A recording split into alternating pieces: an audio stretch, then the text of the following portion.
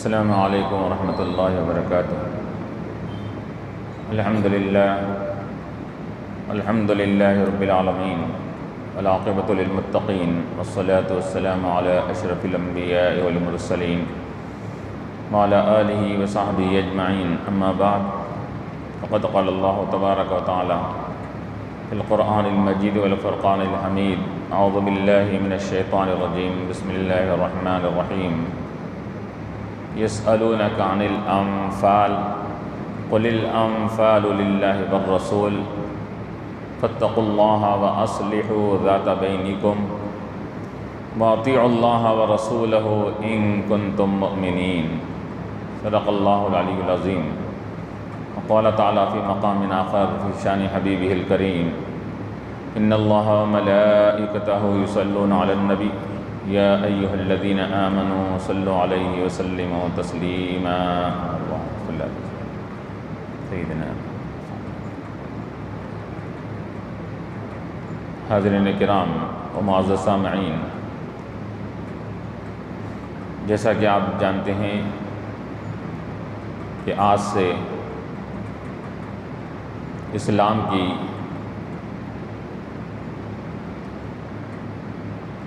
کے نئے سال کا آغاز ہوا چاہتا ہے۔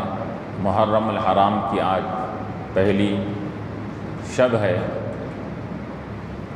اور یہ محرم الحرام بڑی حرمت والا مہینہ، احترام والا مہینہ ہے، اور جب اس کی پہلی تاریخ آتی ہے تو یکم محرم الحرام، تو اس تاریخ کے ساتھ ہی ہمارے سامنے اسلام کی تاریخ کی عظیم شخصیت ہمارے نظروں میں، ہمارے ذہنوں میں سما جاتی ہے۔ ایسی عظیم شخصیت کہ جن کو تاریخ اسلام میں ایک عظیم حکمران کے نام سے یاد کیا جاتا ہے، عظیم خلیفے کے نام سے یاد کیا جاتا ہے، کہ وہ شخصیت جن کو ہم حضرت عمر رضی اللہ تعالیٰ عنہ کہتے ہیں، ان کی شہادت یکم محرم الحرام کو ہوئی ہے۔ اور حضرت عمر رضی اللہ تعالیٰ عنہ وہ شخصیت ہے کہ اگر کسی کو عدل و انصاف کسے کہتے ہیں سمجھنا ہے، تو اس کی پہچان اگر حاصل کرنا ہے تو عمر کی زندگی دیکھو، حضرت عمر کی سوانح حیات پڑھو، ان کی خلافت کا زمانہ کا مطالعہ کرو، تم کو سمجھ میں آ جائے گا کہ عدل کسے کہتے ہیں، انصاف کسے کہتے ہیں۔ اسی وجہ سے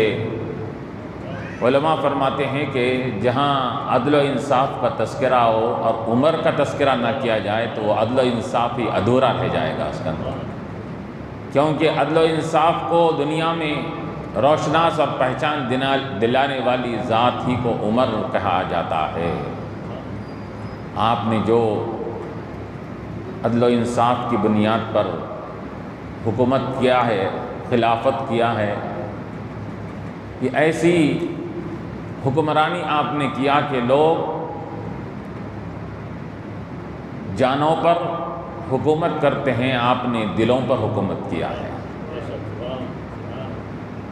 جان پر حکومت تو سبھی کرتے ہیں، ہر حکمران کرتا ہے، انسانوں پر حکومت کرتے ہیں، لیکن دل اس کی طرف مائل کسی کے ہوتے ہیں، کسی کے نہیں ہوتے ہیں، پھر بھی حکومت کرتے ہیں، لیکن دل بھی جس کی طرف مائل تھا وہ حکومت کرنے والی ذات کو عمر رضی اللہ عنہ کہا جاتا ہے۔ تو حضرت عمر رضی اللہ عنہ یہ اسلام کی ایک منفرد شخصیت اور ذات کو کہا جاتا ہے۔ ہر کوئی اسلام سے وابستہ ہو کر عزت اور شان و شوکت پاتا ہے۔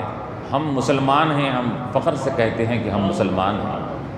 کہ ہم کو عزت ملتی ہے اسلام سے، اور وہ ذات کہ اسلام کو شان و شوکت جس سے ملی اس ذات کو عمر کہا جاتا ہے۔ اسلام کو شان و شوکت دلانے والی ذات کو عمر رضی اللہ تعالیٰ عنہ کہتے ہیں۔ اسی وجہ سے اللہ کے نبی علیہ الصلوۃ والسلام نے کیا فرمایا؟ اللہ کے نبی علیہ الصلوۃ والسلام نے دعا فرمایا، اللہم اعز الاسلام بعمر، اے اللہ اسلام کو عمر کے ذریعے سے عزت دے، اسلام کو شان و شوکت عطا فرما عمر کے ذریعے سے۔ اور اللہ تبارک و تعالیٰ نے حضور کی دعا کی وجہ سے، ایک دعا حضور کی یہ بھی تاریخ حدیث میں ہم کو ملتی ہے کہ آپ نے پہلے یہ بھی دعا فرمائی کہ اے اللہ مکے کے عظیم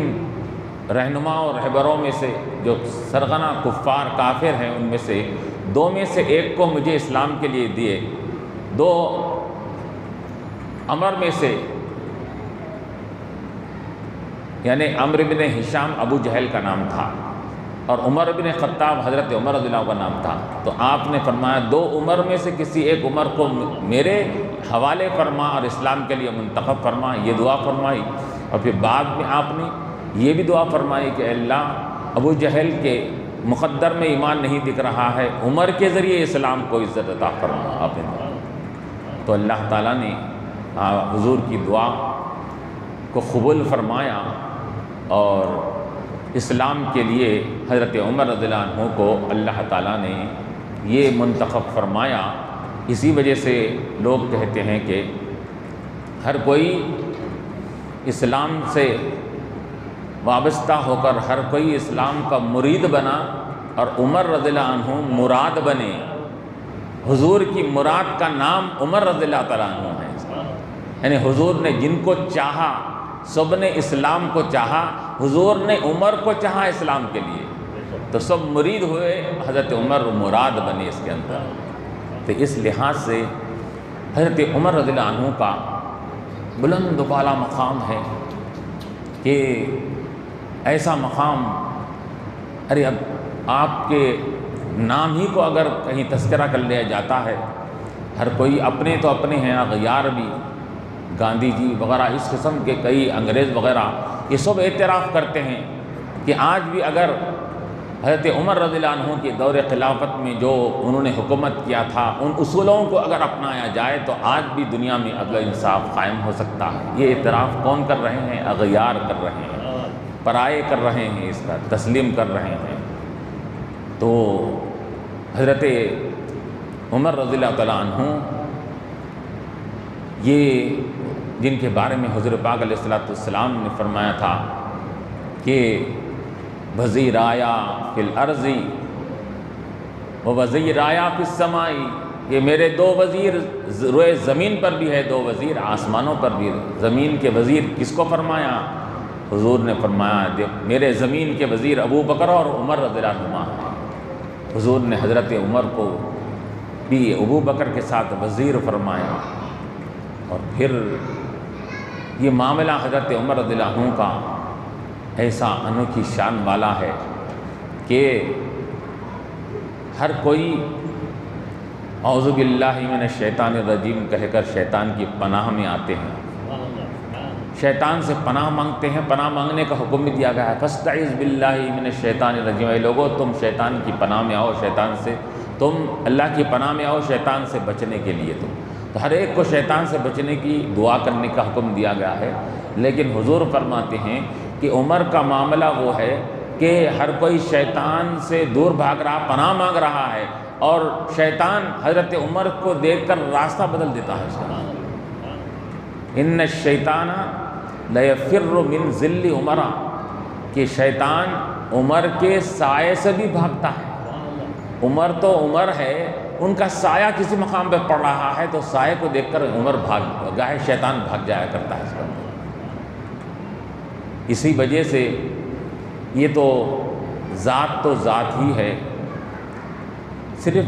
آپ کا نام ہی شیطان کو بھگانے کے لیے کافی ہے اس کے اندر۔ اسی وجہ سے علماء فرماتے ہیں اگر کسی کو دل میں وسوسے شیطانی وساوس آ رہے ہیں اور ڈراؤنی خواب پڑ رہے ہیں تو انہیں رات میں سوتے وقت اپنے سینے پر عمر کا نام لکھ لے، وہ شیطانی وسوسے اس سے دفع ہو جائیں گے اس کے اندر۔ تو وہ عمر رضی اللہ عنہ کے جس کے نام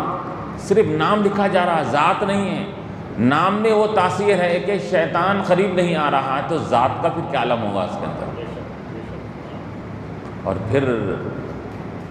یہی حضرت عمر رضی اللہ تعالیٰ عنہ ہیں کہ جن کا معاملہ یہ ہے کہ اس کے اندر حضور پاک علیہ الصلوۃ والسلام آپ کی علمی وجاہت، عدل و انصاف میں تو مشہور تھے، آپ کی علمی صلاحیت، علمی آپ کے اندر جو کمالات تھے، اس کے اندر ایک مرتبہ اللہ کے نبی علیہ الصلوۃ والسلام اپنا خواب صحابہ سے بیان فرماتے ہیں، میں نے خواب میں دیکھا کہ میں دودھ پی رہا ہوں اور خوب سیراب ہو کر میں نے دودھ پیا، اتنا پیا کہ اس کے اثرات میرے اعضاء کے کونوں کونوں سے ظاہر ہوئے۔ اب بعد میں جو دودھ بچ گیا میں نے وہ عمر کو دے دیا دودھ۔ تو صحابہ نے پوچھا یا رسول اللہ صلی اللہ علیہ وسلم اس کی کیا تعبیر ہے؟ دودھ سے سیراب ہو کر آپ نے فرمایا اس کی تعبیر علم ہے کہ میں نے اپنے بچے ہوا علم عمر کو عطا فرمایا۔ اسی وجہ سے ہم کیا دیکھتے ہیں کہ حضرت عمر رضی اللہ تعالیٰ عنہ کا وہ علمی مقام و مرتبہ تھا کہ آپ کوئی رائے دیتے ہیں اسلام کے لیے، کوئی مشورہ دیتے ہیں اسلام کے لیے، اسلام حضور کے سامنے، تو وہ آپ کی رائے کے مطابق اللہ تبارک و تعالیٰ قرآنی آیات اتارا کرتا تھا۔ علماء نے لکھا کہ بے شمار آیتیں ایسی ہے، 20 آیتیں، 25، 30 آیتیں ایسی ہے کہ حضرت عمر کے رائے کے مطابق نازل ہوئی، قرآن میں نازل ہوئی تو عمر کے رائے کے مطابق نازل ہوئی۔ اس کے اندر حضرت عمر نے فرمایا کہ مقام ابراہیم کو مصلی بنایا جانا چاہیے، اس کے اندر کہ آپ کی رائے تھی، آیت نازل ہوئی وَاتَّخِذُوا مِن مَّقَامِ إِبْرَاهِيمَ مُصَلًّى۔ آپ نے کہا کہ رسول اللہ صلی اللہ علیہ وسلم یہ ابتدائی زمانے میں اسلام میں جب شراب جائز تھی، ابھی حرام نہیں کی گئی تھی کہ صرف نماز کے وقت میں شراب نہیں پینا، عام وقت میں ابھی وہ اس کا حرمت نہیں آئی تھی۔ آپ نے فرمایا کہ رسول اللہ اس شراب کی حرمت ہونی چاہیے، شراب یہ بالکل گندی شے ہے، یہ اس کو حرام ہونا چاہیے اس کے اندر۔ آپ نے جب یہ کہا تو اللہ تعالیٰ نے آسمان دنیا سے یہ شراب کی حرمت کی آیت کو نازل فرما دیا۔ یسألونک عن الخمر قل فیہما اسم کبیر، کہا گیا کہ یہ گندی شے ہے، اس سے بچنا چاہیے۔ اور عورتوں کے حجاب اور پردے کے تعلق سے آتا ہے کہ حضرت عمر رضی اللہ عنہ نے یہ اپنی رائے دی کہ یا رسول اللہ صلی اللہ علیہ وسلم یہ عورتوں کے لیے باضابطہ پردے کا حکم ہونا چاہیے اسلام میں۔ اللہ تعالیٰ نے پردے کی آیت نازل فرمائی۔ تو اس طرح بے شمار آیتیں حضرت عمر کی رائے کے مطابق نازل ہوئی اس کے اندر۔ اسی وجہ سے حضور فرماتے ہیں کہ ہر کیا ہے امت میں ایک محدث ہوا ہے، میری امت میں محدث عمر رضی اللہ عنہ ہے۔ محدث کسے کہتے ہیں؟ وہ شخصیت جس سے راز و نیاز میں رب تبارک و تعالیٰ سے سرگوشی جس سے کی جاتی ہے، اس کو محدث کہتے ہیں، کہ رب سے سرگوشی کرنے والا، اور رب جس سے سرگوشی کرنے والا ہے اس کو محدث کہتے ہیں۔ تو حضور فرماتے ہیں میری امت میں محدث اگر ہے تو وہ عمر رضی اللہ عنہ ہے۔ اور پھر یہ آپ کا شان، آپ کا مقام و مرتبہ کہ حضور علیہ الصلوۃ والسلام یہ ایک مرتبہ مسجد نبوی سے باہر تشریف لاتے ہیں، سیدھے دست مبارک میں آپ ابو بکر کا ہاتھ تھامے ہوئے ہیں، دوسرے ہاتھ سے اب حضرت عمر کا ہاتھ تھامے ہوئے مسجد نبوی سے باہر تشریف لا رہے ہیں۔ صحابہ کرام دیکھ کر رشک کر رہے ہیں کہ کیا خلفاء ہے، کیا صحابہ ہے کہ حضور ایک کو سیدھے ہاتھ کی طرف ایک کو بائیں ہاتھ کی طرف لیے ہوئے باہر تشریف لا رہے ہیں۔ تو حضور نے فرمایا کہ تم صرف ہم کو یہیں دیکھ رہے ہو، ساتھ آنا، یاد رکھو کل قیامت میں اٹھیں گے بھی تو ہم اسی طرح اٹھیں گے کہ سیدھے ہاتھ میں میرے ابو بکر کا ہاتھ ہوگا اور میرے دوسرے ہاتھ میں عمر کا ہاتھ ہوگا۔ تو حضور نے یہ خوشخبری سنائی اس کے اندر۔ اور پھر اسی وجہ سے ہم کیا دیکھتے ہیں کہ یہاں پر بھی حضور نے اپنے ساتھ رکھا، حشر میں بھی ساتھ رکھا، پھر یہاں تک کہ آرام گاہ میں اپنی مزار مبارک کے بھی پاس آپ کو رکھا۔ چنانچہ روایتوں میں کیا آتا ہے کہ جب آپ کو حضور پاک علیہ الصلوۃ والسلام کے روضہ مبارک کے بازو تدفین کیا گیا تو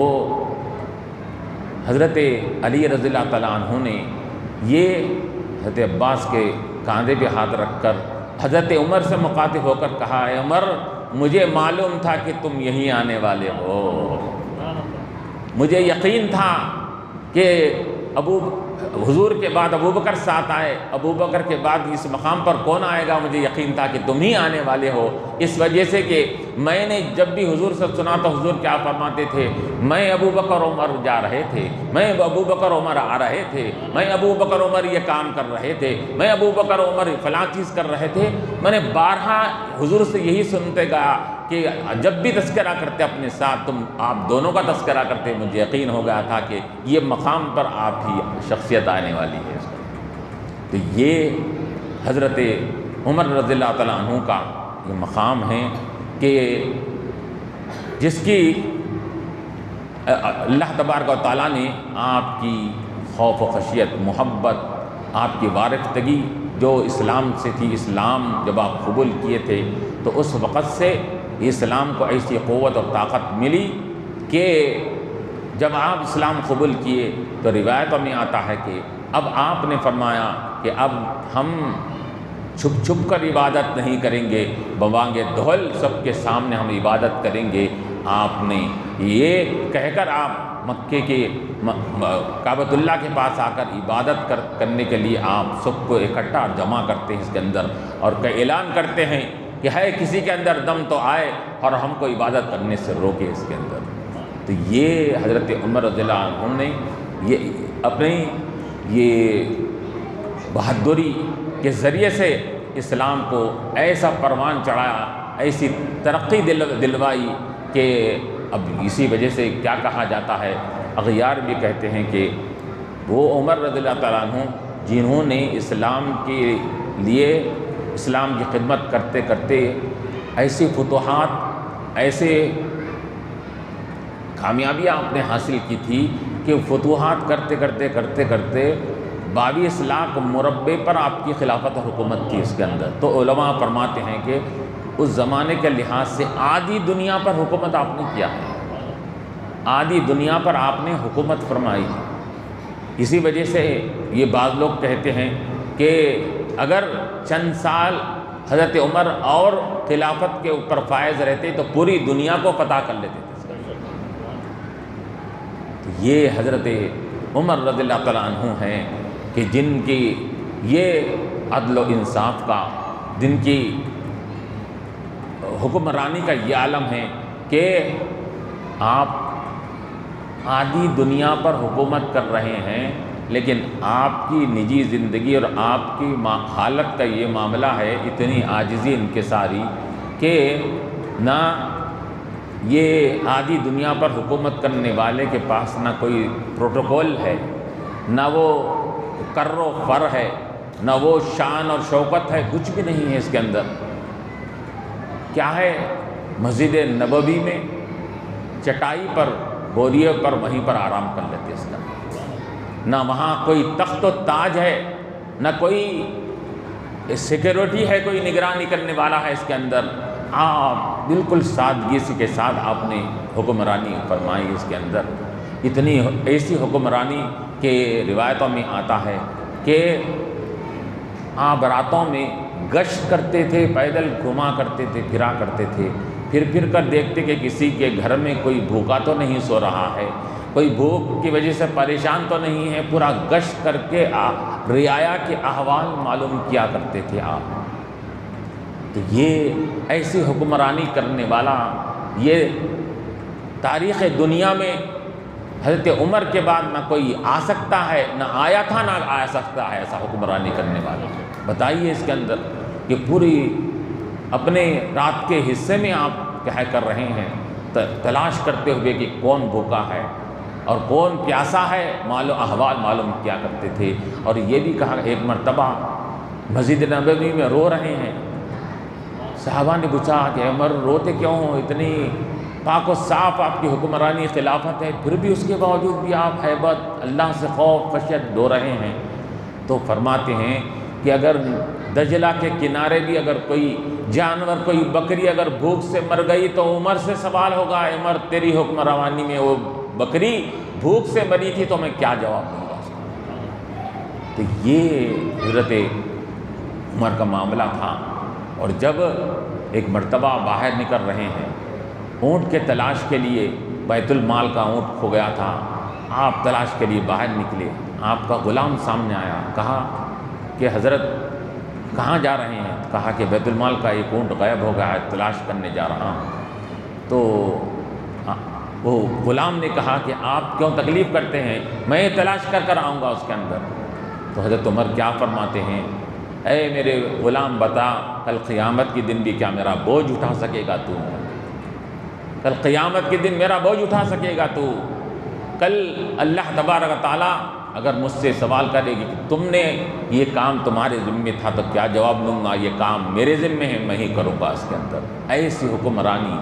ایسے عدل و انصاف اور ایسی عاجزی کے ساتھ آپ نے، یہاں تک کہ روایتوں میں آتا ہے آپ کبھی کبھار تو اتنی سادگی اور عاجزی ان کے ساری برہنہ ننگے پیر باہر نکل جایا کرتے تھے اس کے اندر، اور ننگے پیر نکل کے نماز کے لیے جا رہے ہیں۔ لوگوں نے کہا کہ عمر کیا ہے، جوتا اور چپل پہننا تھا، لوگ کیا کہیں گے؟ تو کیا کہتے ہیں کہ میں لوگوں کے کہنے کو نہیں دیکھتا، میں اس بات کو دیکھتا ہوں کہ میرا رب میرے بارے میں کیا کہتا ہے، میری حکومت سے، میری خلافت سے میرا رب راضی ہے یا نہیں راضی ہے، میں اس کو دیکھتا ہوں، لوگوں کے کہنے کا مجھے اعتبار نہیں ہے۔ تو یہ حضرت عمر رضی اللہ عنہ نے ایسے عدل و انصاف کے ساتھ، ایسی عاجزی انکساری کے ساتھ، اور ایسے کیا ہے اپنی ذاتی دلچسپی لے کر آپ نے حکمرانی کیا اور خلافت کی ذمہ داریاں آپ نے سنبھالا۔ تو یہ اسی وجہ سے یہ حضرت عمر رضی اللہ عنہ کو اللہ تبارک و تعالیٰ نے ایسا مقام عطا فرمایا، ایسا مقام عطا فرمایا کہ دنیا میں بھی وہ حضور کے ساتھ ہے اور مزار میں بھی حضور کے ساتھ ہے، کل قیامت میں بھی اللہ تبارک و تعالیٰ حضور کے ساتھ، حضور کی معیت میں ان کو اٹھانے والا ہے اس کے اندر۔